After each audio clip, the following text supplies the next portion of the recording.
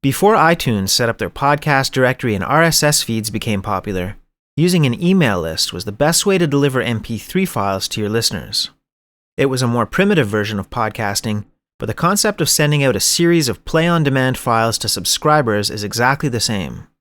Email is still one of the best ways to reach people with your shows because it's more direct and personal. It can also be just as visually appealing and packed with content as the web pages you design for each episode. But as the popular email platforms evolve, it's becoming harder and harder to reach large groups without having messages end up in junk mail folders. You can send them out in smaller batches of 50 at a time, but adding extra links and improving the track listings looks really suspicious to spam filters with all of those URLs attached. Getting people to flag you as safe and making sure they have an easy way to unsubscribe can help, but at this point, using something like Gmail is not the best way to do it. Even the WordPress plugins that you might find to create and manage mailing lists are not a great solution and should be avoided. It's important to be proactive about building your list and gathering addresses, but you'll be better off using a specialized email service to handle your mailouts. MailChimp is one of the most popular of these by far. Their free account will let you manage up to 2,000 subscribers, and you could upgrade to one of the paid plans when your list gets bigger than that. They give you great drag and drop tools for composing and formatting your messages, and make the whole process really easy. To get started, go to MailChimp.com and click the Sign Up Free button. Enter your public email address in the first box. In the next one, you can pick a username or just type in your email address again if you'd rather use that.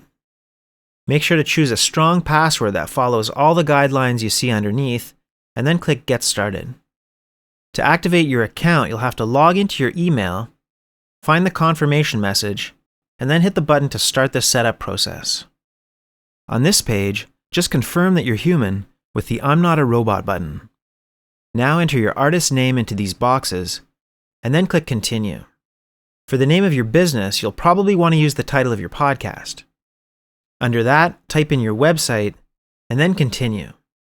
Because of anti-spam laws, you'll need to enter a physical mailing address, but you probably don't want to use your home address. The ideal situation would be to have a P.O. box that you can use for this.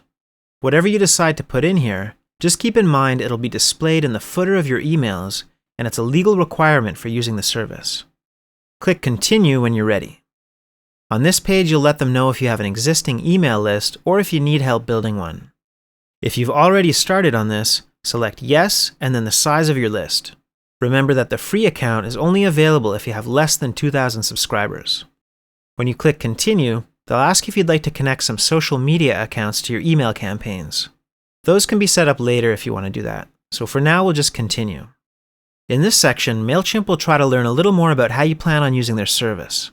Click on OK, let's do it, but most of these questions will probably get a no if you're just sending out your podcast episodes. Now you're ready to start using MailChimp.